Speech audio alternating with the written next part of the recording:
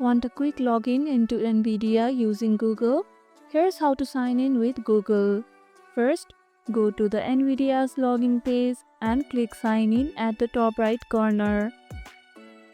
Here you will see an option to log in with Google. Tap on it. Now choose your email account, then tap Continue to confirm. Now to link your account, enter your email address and password.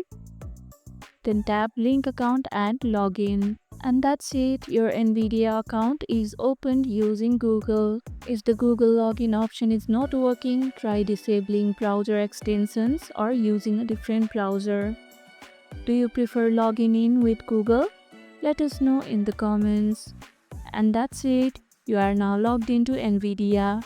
If this video helped, hit the like button, share it, subscribe and leave a comment. Thanks for watching and I'll see you in the next one.